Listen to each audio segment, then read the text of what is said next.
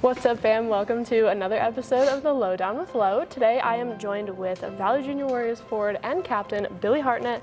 Billy, how are you doing today? I'm doing good. How are you doing? Doing all right. It's nice to be on location with you guys today. It's a lot of fun. So you're a Weymouth, Mass native. You're playing in Haverhill, big Massachusetts guy. Talk to me a little bit about your path to the ECHL in terms of like your junior career, high school, all that. So high school, I played my freshman and sophomore year for Weymouth High. Just a local high school, nothing special. And then I actually left there in my junior and senior year to play at Boston Advantage. So I played 1 year 16s there and then 1 year for 18s there.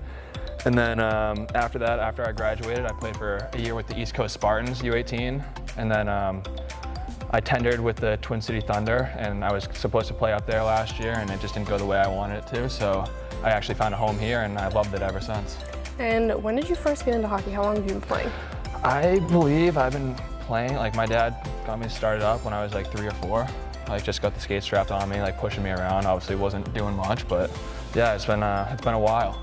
And speaking about your dad was a two-sport athlete at Northeastern playing hockey and baseball, and found out that he got drafted by the Houston Astros out of high school. Talk to me a little bit about how that impacted you growing up. Yeah, it impacted me because I didn't really know much about it growing up, and then obviously I saw his baseball card and I was kind of skeptical, and yeah, he told me because I played baseball growing up and I quit, and I thought he was going to be mad at me, and he was the biggest supporter of it. He was like, "You really think I want to go watch your 6-hour baseball games?" And yeah, so it was good. I just didn't want to hurt his feelings, but yeah, it's definitely a bunch of pressure playing under him because he played at a very top level for hockey and baseball, of course. But yeah, it's been good.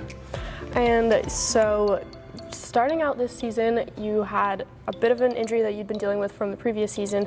Talk to me a little bit about your initial thoughts when you were first dealing with that, and like how you kind of worked through it a little bit. Well, when I first got hurt last season, I honestly just saw the dark side of everything, and I honestly didn't think I was going to be playing for the rest of the season. And well, everyone wanted me back last year, and I knew that I wasn't going to be playing.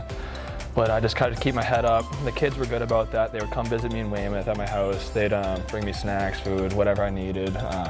Anything just to boost my confidence, pretty much. But yeah, coming into this season, like the off season was crazy. I was skating every day, trying to just strengthen my knee back up, and then yeah, I was obviously scared when the contact got brought back into play, but it's been holding up great, and I can't thank everyone enough for what they've done to me, and like my PT people, my orthopedics, they were awesome too. So yeah, it was a little bit of a time, but it's good. And what was that process like for you trying to get back into that game shape starting off this season? Oh, it was definitely rough. I was so out of shape because I haven't been skating. I didn't skate from, I think it was January 2nd up until the end of the season. So then I didn't get my skates back on me till beginning of summer. So it was a while. It was a good 6 month period where I wasn't skating, and everyone had a jump on me. So I knew I had to be doing the things I needed to every day to get back into shape. And clearly that hard work paid off. You ended up getting the captain spot this season. Talk to me a little bit about how that happened. Yeah, that was awesome. Couple of kids everyone didn't know who any of the captains were. Yeah, so I just tried to show that I didn't really want to show anything, but I just kind of showed that I wanted to be a leader. I didn't want anyone doing stuff that was happening last year because we weren't the best team in the league last year. People were screwing around a lot, and I just wanted everyone to take it serious this year because I want to win, and that's how everyone should be. So yeah, it's an honor being the captain this year. I got to see for a bunch of great kids on the team, and yeah, I'm very fortunate to have it. Clearly that hard work's paying off. You battled back from the injury, you landed the captaincy, and to add even more respect to that, you landed a spot at the AllStar Classic this past weekend. You ended up on my team. We picked you up. You were flying out there with Tyler Penry. The boys were buzzing. Seemed to be the theme of the weekend for the team. Talk to me a little bit about that weekend for you. Yeah, boys were buzzing all weekend, and it was fun playing with them. It was Tyler Penry and Kevin Johnson of the New England Wolves, and yeah, we had a great line. I had a goal, Tyler had a goal or two, and then I know Kevin had two, which is awesome. So we put up a bunch of points and tried to do everything we could do to get the win, but we fell up short, but it was a fun weekend, and seeing everyone that I haven't got to meet from all the other teams, like, it was awesome, and you did a very good job at picking very good kids. Thank you, appreciate that. It's good to have you on there. And speaking of the All-Star Weekend and these showcases, what's the college recruitment process been like for you? Is that something that's been kind of big for you so far? Yeah, it's been big. I've been talking to a good amount of schools, and it's just tough, just trying to narrow it down and see where I can get into and stuff like that. So the process is still not over, but it's getting there, so it's awesome.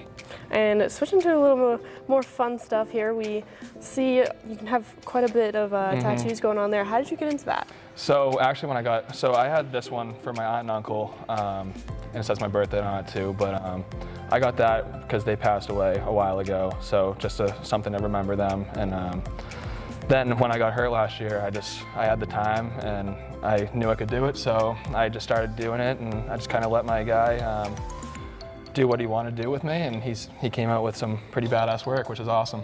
And how many do you have at this point? I have 6. And do they all have meaning, or are you one of those guys that has a little bit of both? Some have meaning, some just for fun? Yeah, I'm kind of in the middle, a little bit of both, but yeah, like I said, I gave him a vision, and he's awesome. He just over and beyond of what I expected. He's an unreal guy, and he takes care of me. But yeah, like 35 hours into tattooing, so yeah. Do you have a favorite out of all those? Yeah, it's probably the ship that I have up here, but yeah, it's awesome. All right, and speaking on your hockey future, we touched on it a little bit. What are your plans looking like post-juniors, and what are you looking to get out of your junior hockey career?